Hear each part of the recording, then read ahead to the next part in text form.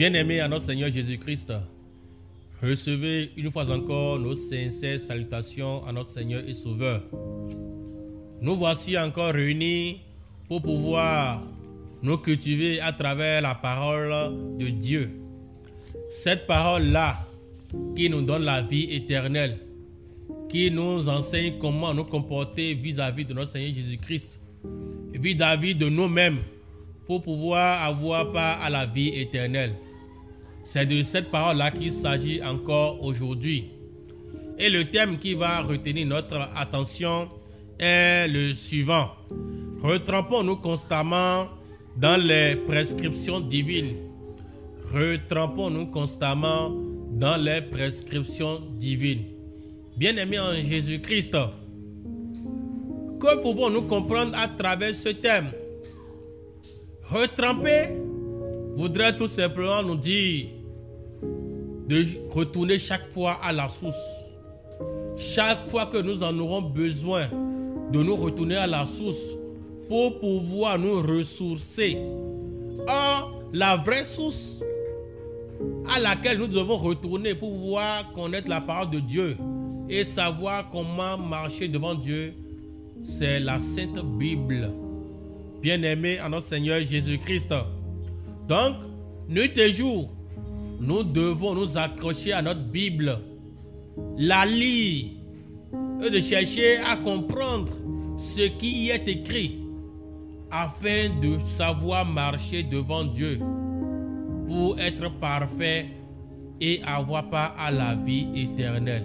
Bien-aimés en Jésus-Christ, les prescriptions divines ne se trouvent nulle part à part les Saintes Écritures. Car nos enseignants nous disent quoi? Que la Bible, c'est un enseignant qui enseigne sans parler. Quand tu vas vers elle, elle te parle. Mais dans le cas contraire, elle reste fermée, elle ne dit rien. Et vous vous regardez.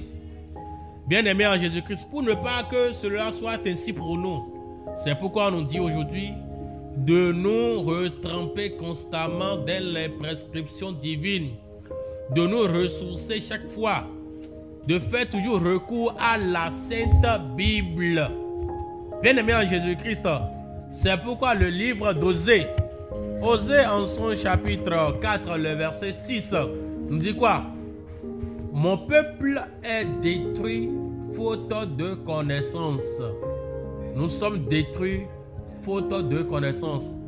Et c'est ce que nous dit Néhémie aussi. Nous sommes détruits parce que nous n'allons pas à la vraie source pour avoir la connaissance. Chacun y va comme il veut. Chacun se débrouille comme il veut. Or, notre Seigneur Jésus-Christ, de son vivant, lui-même avait enseigné la bonne nouvelle. Il avait fait la propagation de la parole divine. Il avait enseigné dans les synagogues. Il avait enseigné dans les déserts. Il avait enseigné dans les lieux vraiment lointains. Il a marché de gauche à droite pour pouvoir emporter la bonne nouvelle à ceux qui en ont vraiment besoin. Bien-aimés en Jésus-Christ, c'est pourquoi Deutéronome chapitre 31, le verset 11, Moïse nous dit quoi? Que le roi se tenait sur l'estrade pour pouvoir traiter alliance. S'il ne comprenait pas la parole de Dieu, il ne pourra jamais traiter alliance. C'est parce qu'il savait ce que Dieu voulait et ce que Dieu ne voulait pas. C'est cela qui l'a amené à pouvoir traiter alliance. Mais aujourd'hui, vous voyez certains chrétiens, ils vont à l'église, matin, midi, soir. Mais ils sont incapables de payer une Bible de 1500. Parce que la Bible, la moins coûteuse aujourd'hui, c'est à 1500 francs. Mais ils sont incapables de payer cette Bible-là. Mais tu les vois avec des portables, des iPhones de 500 000, de 1 million. Bien-aimés en Jésus-Christ, ne nous abrutissons pas. Accrochons-nous à la parole de Dieu. C'est cette parole-là qui pourra nous donner la vie éternelle. C'est cette parole-là qui pourra nous montrer la marche à suivre pour avoir part au repas des saints. Et quand nous prenons le livre de Deutéronome, chapitre 31, le verset 11, 12, 13, la Bible nous dit quoi? Que nous devons apprendre les lois de l'Éternel pour pouvoir savoir comment craindre Dieu. Si nous n'apprenons pas, comment pouvons-nous comprendre? Comment pouvons-nous savoir comment craindre Dieu? C'est pourquoi le roi, dans Deutéronome 1.1, s'était mis sur l'estrade pour pouvoir traiter alliance. Bien-aimé en Jésus-Christ, on dit quoi? Que la foi se renforce à travers la parole de Dieu. Et cette parole-là vient de la source, la vraie source qui est la Sainte Bible. Romains chapitre 10, le verset 17. Donc nous devons tout faire pour nous accrocher aux Saintes Écritures en les lisant, oui, mais en cherchant à comprendre ce qui est écrit. Et en troisième position maintenant, chercher à mettre cette parole-là en pratique. C'est la pratique-là qui pourra nous donner le pass de la vie éternelle. Bien-aimés en notre Seigneur Jésus-Christ, si nous prenons 2 Chroniques chapitre 34, le verset 30, ou encore Néhémie chapitre 8, le verset 3, la Bible nous dit que nous devons faire la lecture publique de la parole de Dieu. C'est pourquoi vous verrez dans les anciens temps que c'est une fois l'an que la parole de Dieu se lisait. Et qu'est-ce qui se passait? On faisait tout possible pour pouvoir amener le peuple de Dieu à venir dans les synagogues. Et c'est dans ces synagogues-là qu'on lisait la parole de Dieu. Et ça se lisait une seule fois l'an. C'est-à-dire quoi? Une seule fois par an, ils avaient la possibilité d'entendre le message de Dieu. Et c'était écrit sur des papyrus. Et c'était difficile à trouver. Mais aujourd'hui, dans la Nouvelle Alliance, la Bible a été condensée. Et nous avons un seul document que nous pouvons transporter partout où nous allons, afin de nous permettre de lire n'importe où, n'importe quand et n'importe comment. Bien-aimés en Jésus-Christ, la parole de Dieu, elle est vivante. Elle est vivante. Et c'est cette parole-là qui sépare les mauvaises graines de l'ivraie, ou bien l'ivraie des bonnes graines. C'est cette parole-là qui nous montre la marche à suivre. C'est pourquoi nous devons faire la lecture publique de la parole de Dieu. Mais à part la lecture publique de la parole de Dieu, la Bible nous conseille aussi de faire des cours bibliques.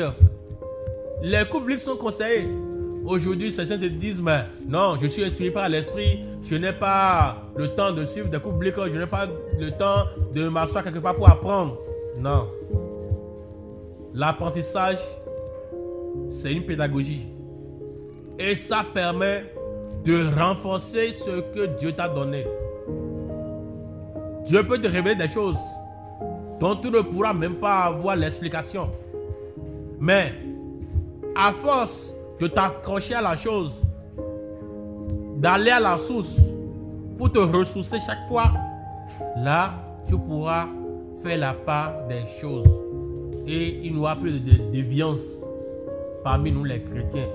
Bien-aimés en notre Seigneur Jésus-Christ, c'est ce que nous dit le second livre des Chroniques, en son chapitre 17, le verset 9. Ça nous conseille les cours bibliques. Nous devons réunir le peuple et leur enseigner la parole. Ça, c'est ce qu'on appelle les cours bibliques. Leur montrer les clés. Car ce que nous voyons comme Bible, que nous utilisons, c'est codé. Et si jamais on ne te montre pas les codes, tu ne pourras jamais comprendre ce qui est écrit. C'est pourquoi nous devons tout faire pour faire des cours bibliques. Partout où on entend qu'il y a la parole de Dieu, nous devons nous hâter pour y être, afin de comprendre les Saintes Écritures. de savoir comment les interpréter. Bien-aimés en Jésus-Christ, en évoluant, quand nous prenons le second livre des Chroniques, en son chapitre 34, les versets 31 et 32, 31 et 32, quand tu comprends ce que la Bible voudrait que tu fasses, là, facilement, tu pourras traiter alliance avec Dieu. Tu pourras savoir comment se comporter avec Dieu. Tu pourras maintenant mettre les pas dans les Saintes Écritures et marcher comme un exemple. Mais dans le cas contraire, tu seras comme quelqu'un qui est à côté du feu, mais qui est toujours mouillé. Que cela ne soit pas ainsi pour nous chrétiens et tous ceux qui nous suivent à travers le monde. Nous devons tout faire pour nous accrocher à la parole de Dieu. C'est cette seule parole-là qui nous permettra d'avoir part à la vie éternelle. C'est cette parole-là qui nous donnera le passeport pour pouvoir nous retrouver demain avec le patriarche Abraham, les Isaac, les Jacob, les Noé et consorts. Bien-aimés en Jésus-Christ, la parole de Dieu, c'est cette parole-là qui pourra nous édifier. Et je disais tout tantôt que Romains 10, verset 17 nous dit quoi? Que la parole de Dieu, c'est cette parole-là qui nous donne la foi. Et cette foi-là, nous ne pourrons la voir si nous ne nous approchons de la parole. Et cette parole-là se trouve dans la Sainte Bible. Bien-aimés en Jésus-Christ, quand nous prenons le livre des Actes des Apôtres, en son chapitre 17, le verset 11, on dit quoi? Le chrétien que nous sommes, nous devons toutes les fois nous ressourcer à la source de la parole pour pouvoir être de bons exemples pour le peuple de Dieu. Car le corps de Christ que nous voyons aujourd'hui, tout le monde n'a pas la même compréhension des Saintes Écritures. Chacun y va à sa manière. Alors, si nous avons des cours bibliques et nous nous ressourçons chaque fois, vous verrez que nous allons bien évoluer. Nous allons réussir. Nous allons avoir part à la vie éternelle. Et nous allons avoir du succès dans tout ce que nous allons entreprendre. Bien-aimés en notre Seigneur Jésus-Christ, Ésaïe chapitre 34, le verset 16, nous dit quoi? Aucun ne fera défaut. Si tu te trempes dans la parole de Dieu, là, tu vas évoluer. Personne d'entre nous ne pourra faire de défaut si jamais on se ressource à la vraie source. Et si jamais nous nous retrempons dans les Saintes Écritures. Et si jamais nous nous mettons à mettre en pratique tout ce qui y est écrit. C'est pourquoi Osée nous dit que nous sommes détruits faute de connaissance. Cherchons la connaissance. Allons à la source. Allons nous ressourcer chaque fois. Et la seule source qui peut nous donner la vraie parole, c'est la Bible, la Sainte Bible, qui ne coûte absolument rien, que nous pouvons trouver à chaque coin de rue. Aujourd'hui, c'est partout. Que l'Éternel Dieu nous aide à pouvoir nous ressourcer chaque fois pour pouvoir avoir part à la vie éternelle. Bien-aimés en Jésus-Christ, la question fondamentale qu'il nous faut poser aujourd'hui, c'est quoi? Que pouvons-nous faire? Que faire alors? C'est la question à laquelle nous devons tous chercher à répondre. Car si nous trouvons réponse à cette question, alors nous allons nous parfaire devant Dieu. Nous allons réussir.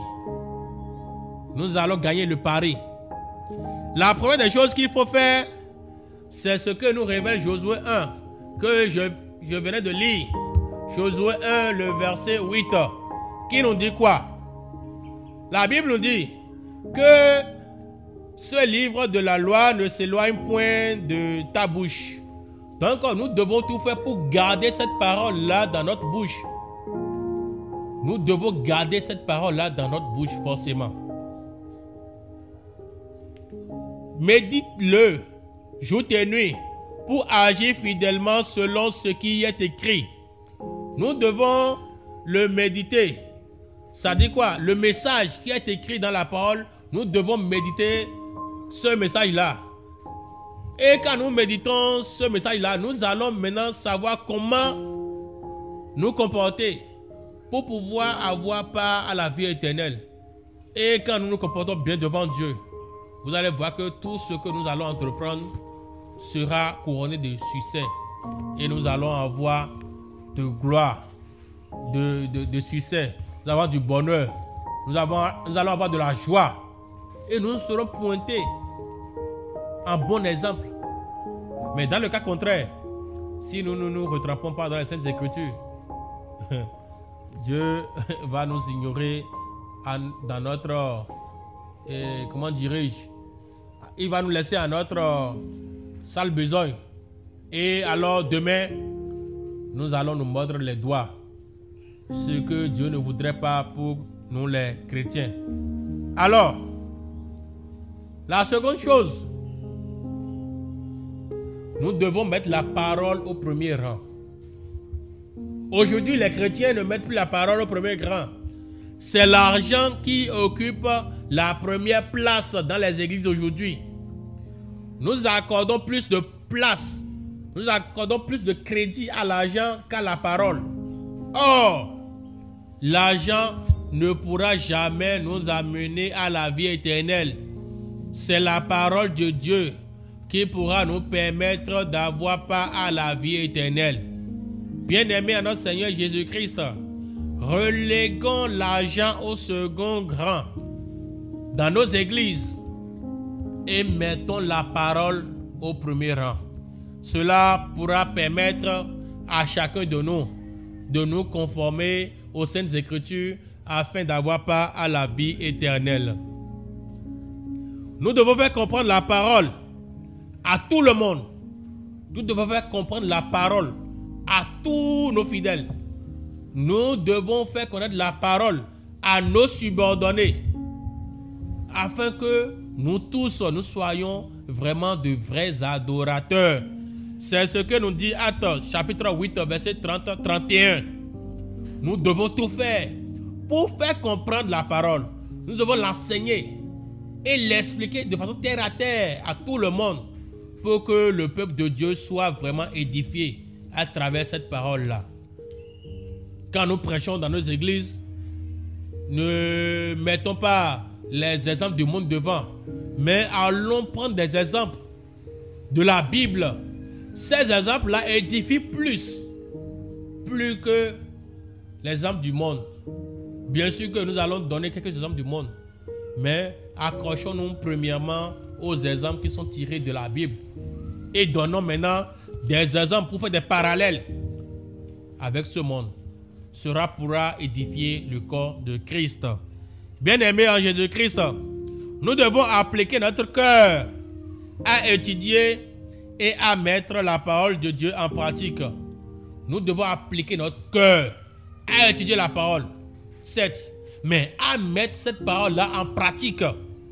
C'est ça ce que Dieu veut de nous. Dieu ne veut pas les vrais enseignants, non. Si tu es enseignant, est-ce que tu pratiques la parole toi-même? C'est pourquoi le livre de Romains, chapitre 2, le verset 21, dit quoi? Et toi qui enseignes de ne pas voler, si jamais on te retrouve en train de voler, tu n'es pas un exemple. Tu ne mets pas la parole en pratique. Tu ne te retrempes pas vraiment dans la parole de Dieu. Là, tu pourras amener les gens à la perdition. Car nous qui enseignons la parole, nous sommes des exemples. Nous sommes des miroirs que le peuple de Dieu est en train de regarder nuit et jour. Donc, nous devons appliquer notre cœur à mettre la parole de Dieu en pratique. C'est ce que Ezra, chapitre 7, le verset 10, nous dit. Bien-aimés en Jésus-Christ, Apocalypse, chapitre 1, le verset 3. Ça nous dit quoi? Celui qui lit la parole, il est heureux. Suivez-moi bien. On dit quoi? Celui qui lit la parole, il est heureux. Celui qui entend la lecture que fait le lecteur, lui aussi il est heureux. Vous voyez? Et celui qui met ces choses en pratique, lui aussi, il est heureux.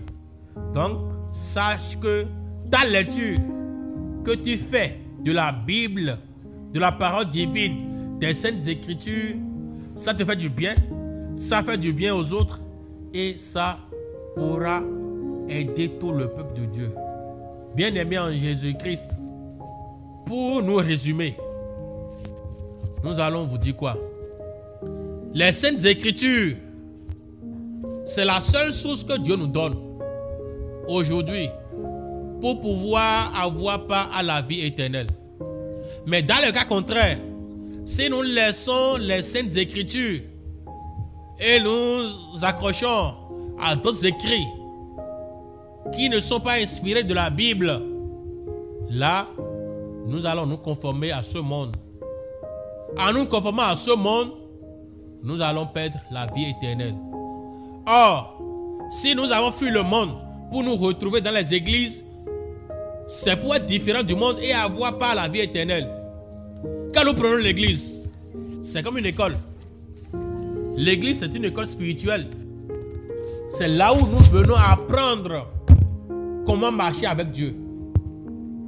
Donc, là où nous venons apprendre comment marcher avec Dieu, Dieu se révèle tout simplement à travers la Bible, à travers les Saintes Écritures. Donc, nous devons mettre la parole de Dieu au premier rang pour pouvoir aider le peuple de Dieu à parfaire ses connaissances de Dieu et pouvoir les mettre en pratique. Mais si l'argent devient maître des églises et on prend la parole de Dieu comme et le rejetons, là, nous allons beau adorer Dieu sur cette terre, mais demain, on nous dira, mais dégagez-vous d'ici, car nous ne vous connaissons pas. Là, nous dirons, mais nous avons fait telle chose, telle chose, telle chose. On dit, non, je ne vous connais pas. Car dans ce monde, vous vous êtes livré à votre maître qui est l'argent. Or, l'argent, c'est le premier élément qui condamne l'homme aujourd'hui, qui empêche l'homme d'avoir part à la vie éternelle. La seconde chose qui empêche l'homme d'avoir part à la vie éternelle, c'est la femme. C'est la femme. Et le troisième élément qui tue le monde aujourd'hui, qui empêche les églises d'évoluer, c'est la chefferie. Je dois être chef de ci, chef de ça, chef de ci, chef de ça. Tu es chef et tu es incapable d'interpréter la parole de Dieu. Et comment pourras-tu édifier le corps de Christ? Tu es chef et tu ne donnes pas le bon exemple. Comment pourras-tu édifier le corps de Christ? Tu es chef et c'est ce que tu enseignes. Tu es incapable de mettre ton enseignement en pratique. Romains 2, 21 te dit que toi, tu seras puni, forcément. Car aujourd'hui, les chrétiens que nous sommes, les fidèles qui sont avec nous, tout le monde n'a pas encore le même degré de foi.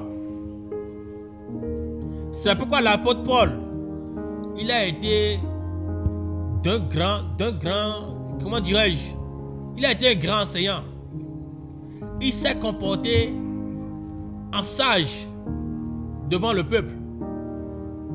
S'il voit que la foi de ce peuple-là n'a pas encore atteint le niveau, vous allez voir qu'il ne fait pas certaines choses devant ce peuple-là pour ne pas les amener à l'imiter.